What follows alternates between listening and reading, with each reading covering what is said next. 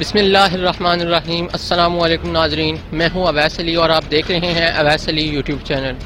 ناظرین، راولپنڈی کی تاریخ میں بہت سی تاریخی عمارات موجود ہیں جن میں سیاحت کی بڑی صلاحیت موجود ہے، لیکن بدقسمتی سے متعلقہ حکام کی لاتعلق رویے کی وجہ سے اس کی جانب کوئی توجہ نہیں دی جا رہی۔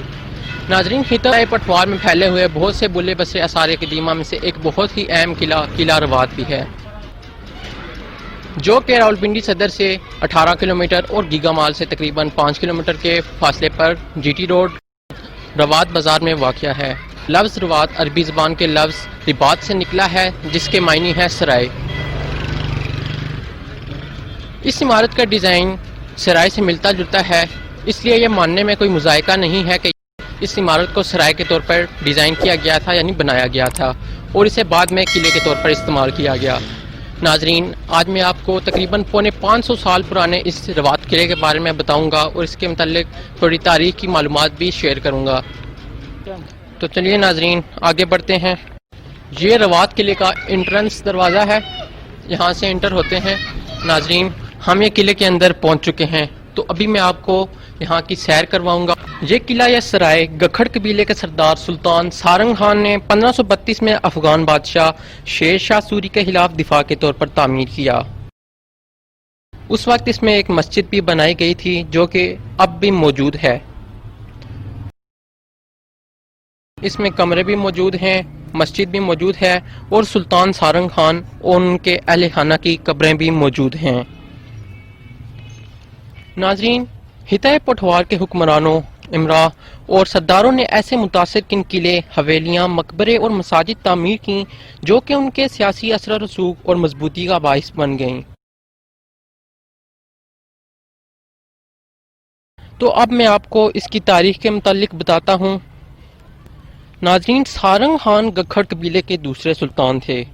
یہ یہاں سے تقریباً 26 کلومیٹر کے فاصلے پر کرپا نیلور کے قریب واقع پھروالا قلعے میں پیدا ہوئے۔ ان کے والد کا نام تاتار خان تھا، جو کہ اس علاقے کے حکمران تھے۔ سارنگ خان 9 سال کی عمر میں اپنے والد اور بھائی آدم خان کے ہمراہ مغل شہنشاہ بابر سے ملے، اور بابر نے ان کو اپنا فرکوٹ، جبکہ ہمایوں نے آدم خان کو اپنی تلوار پیش کی۔ بعد ازاں بابر سے فرکوٹ ملنے کا تحفہ ملنے پر سارنگ خان نے بابر سے وعدہ کیا کہ اگر مجھے اپنی زندگی میں تمہارے لیے اپنے جسم کی کھال بھی اتروانی پڑی تو میں دریغ نہیں کروں گا، یعنی کہ بابر کے کوٹ کے بدلے میں اپنے جسم کی کھال اتروانے کو بھی تیار تھے۔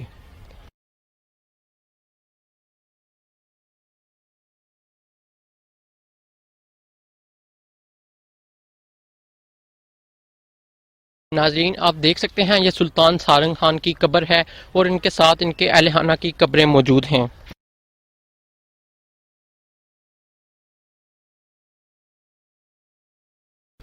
ناظرین، 1519 عیسوی میں سارنگ خان کے کزن ہاتھی خان نے سارنگ کے والد تاتار خان کو قتل کر کے پھروالا قلعے پر قبضہ کر لیا اور حکمرانی سنبھال لی۔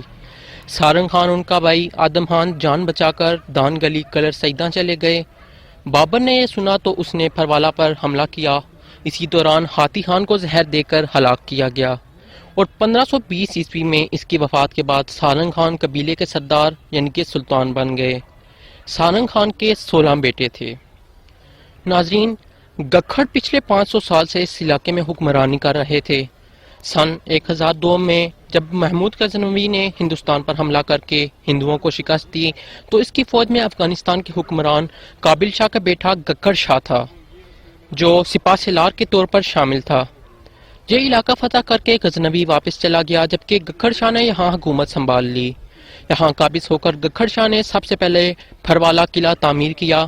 برصغیر میں مسلمانوں کا پہلا قلعہ پھروالا والا قلعہ ہی تھا، اور مختلف علاقوں میں فتح کرنے کے بعد قلعے بنائے، مثلا یہ قلعہ روات، اس کے علاوہ سلطان پور، دان گلی، قلعہ تبلور اور کوٹ سارنگ فتح جنگ کے علاوہ کئی دوسرے علاقوں میں قلعے بنا کر اپنے انتظامی ڈھانچے کو مضبوط کیا۔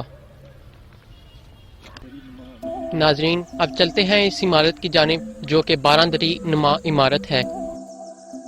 تو ساتھ آئیں اور آگے چلتے دیکھتے ہیں۔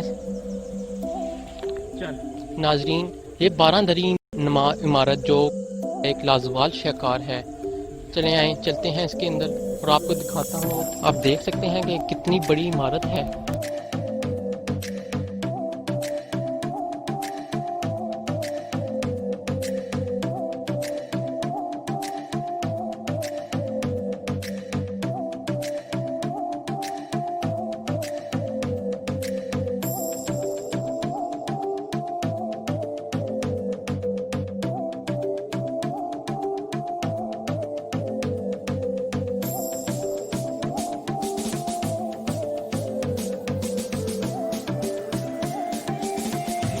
ناظرین یہ جو ہے کہ چھت پر جانے کے لیے کچھ سیڑھیاں ہیں جو کہ ابھی انہوں نے بند کی ہوئی ہیں.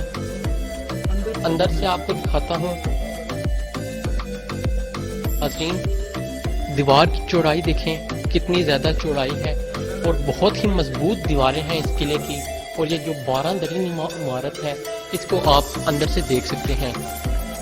ناظرین یہ جو اوپر جو 4 خانے بنے ہوئے ہیں پہلے زمانے میں یہاں پر تیر انداز بیٹھتے تھے جو کہ اس 12 درین عمارت کی اور قلعے کی حفاظت کرتے تھے.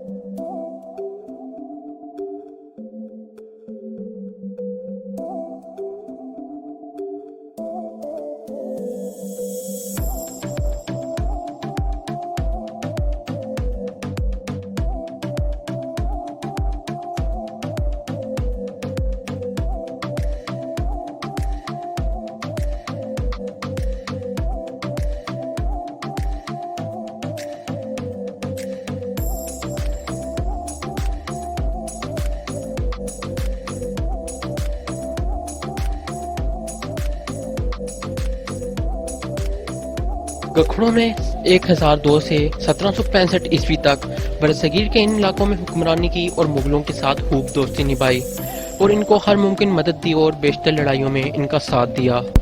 افغانستان کے پختون بادشاہ شیر شاہ سوری نے جب ہندوستان میں قدم جمائے تو مغلوں کے ساتھ ساتھ گکھڑوں نے بھی ان کی مخالفت کی اور انہیں ہر ممکن نقصان پہنچایا. قلعہ روہتاس بنانے میں رکاوٹیں ڈالیں لیکن شیر شاہ سوری نے دوسرے علاقائی حکمرانوں سے مل کر تگڑی فوج تیار کر کے مغلوں پر چڑھائی کر دی اور انہیں شکست دی. مغلوں سے وفاداری کو نبھاتے ہوئے سارنگ خان نے شیر شاہ سوری کی بھرپور مخالفت کی اور اس کا ساتھ دینے سے انکار کر دیا. شیر شاہ سوری نے گکھڑوں کے ساتھ دوستی کرنے کی ہر ممکن کوشش کی، انہیں آفرز کی، لیکن سارنگ خان نے مغلوں سے وفاداری کی قسم اٹھا رکھی تھی، لہٰذا شیر شاہ سوری سے اتحاد نہ کیا تو شیر شاہ سوری نے سارنگ خان پر حملہ کر دیا. اس قلعے پر جب شیر شاہ سوری نے حملہ کیا تو شیر شاہ سوری کی فوج نے گکھڑوں کو قابو کر لیا. 1546 عیسوی میں شیر شاہ سوری کی بڑی اور تجربہ کار فوج نے قلعہ رباط پر قبضہ کر کے سارنگ خان کو گرفتار کیا. ناظرین جب شیر شاہ سوری نے یہاں پر حملہ کیا اور سارنگ خان کو گرفتار کر لیا تو کہا جاتا ہے کہ سارنگ خان کے 16 بیٹوں کو اور دوسرے اہل خانہ کو سارنگ خان سمیت بے دردی سے قتل کر دیا گیا. بعض روایات میں بتایا جاتا ہے کہ 16 بیٹے تھے، بعد میں بتایا جاتا ہے کہ 10 بیٹے مارے گئے. ناظرین امارہ خان نے سارنگ خان کی کھال اتروائی اور سارنگ خان کی کھال میں بوسا بھر کر رباط قلعے کے دروازے پر لٹکایا. اس وقت سارنگ خان کا بھائی آدم خان بالاکو میں تھا. اس کو خبر ہوئی تو اس نے آ کر سارنگ خان اور دوسروں کو قلعہ رباط میں دفن کیا اور اس کے بعد شیر شاہ سوری کی فوج کے خلاف چھاپا مار کارروائیاں شروع کر دیں اور کچھ عرصے میں شیر شاہ سوری کی فوج کو شکست دے کر بھگا دیا، لیکن اپنے بھائی سارنگ خان کا بدلہ ضرور لیا. سارنگ خان کو بے دردی سے قتل کرنے والا شیر شاہ سوری کے بیٹے اسلام شاہ سوری کا سالہ امارہ خان تھا. آدم خان نے شیر شاہ سوری کی فوج کو شکست دے کر امارہ خان کو ہلاک کر کے اس کی کھال بھی کھنچوائی اور اس میں پوسا بھر کر پھروالا قلعے کے لشکری گیٹ پر لٹکائے رکھا. اس طرح اس ظلم کا بدلہ ظلم سے ہی دیا.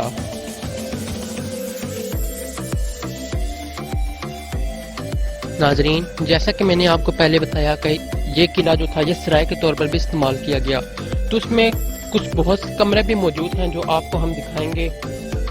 इस कमरे में मेरे ख्याल में कोई जो लश्कर वगैरह आते थे या कोई मेहमान वगैरह होते थे वो वहाँ पर क़याम पजीर होते थे या कोई चीज़ें वगैरह रखते थे। तो ये कमरा आप देख सकते हैं, साइज में तो छोटा है लेकिन फन तमीर का एक खास शाहकार है।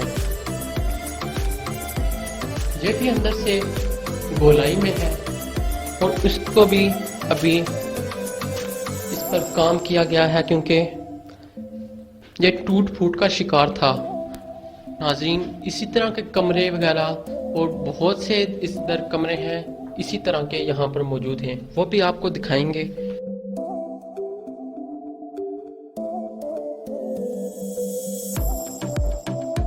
नाज़रीन, आप देख सकते हैं कि वो सामने भी इसी तरह के कमरे मौजूद हैं और पूरे किले जो है, किले की दीवारों के साथ एक कमरा मौजूद है। और ये किले की छत पर भी आपको लेकर चलते हैं। ये सीढ़ियां बनी हुई हैं, यहाँ से ऊपर चलते हैं। ये देख सकते हैं,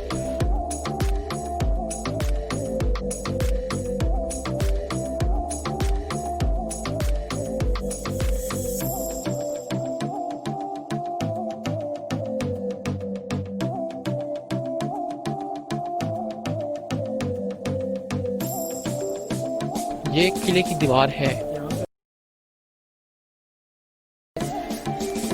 उस दौर में यहाँ पर मुहाफिज बैठा करते थे और किले की हिफाजत करते थे।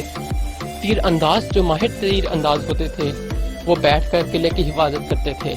और इस किले की दीवारें आप देख सकते हैं, बहुत ही चौड़ी और मजबूत दीवारें हैं। वहाँ पर इस 12 नुमा दरी इमारत के पीछे एक मस्जिद मौजूद है जो उस वक्त की बनी हुई है। उस पर थोड़ा सा रंग और रोगन का काम इस दौर में भी किया गया है, तो उसकी जानिब चलते हैं। नाज़रीन, ये जो है किले का आखिरी कोना है। जैसा कि मैंने आपको पहले बताया कि यहाँ पर भी मुहाफिज बैठा करते थे और उसके साथ ही ये वुज़ूखाना है, यहाँ पर लोग वुज़ू करते हैं और साथ ही मस्जिद मौजूद है जहाँ पर बाकायदगी से 5 वक्त की नमाज भी अदा की जाती है।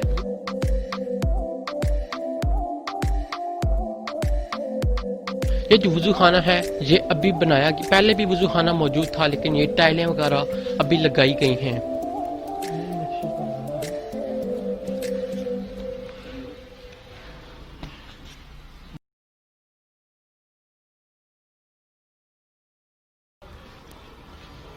नाज़रीन, मस्जिद का नाम जामिया मस्जिद शाही किला रवात रखा गया है और आप देख सकते हैं माशाल्लाह बहुत ही खूबसूरत है और इस पर अभी काम किया गया है और पंखे वगैरह और मॉडल वगैरह लगाए गए हैं ताकि लोगों को, नमाजियों को धूप से बचाया जा सके।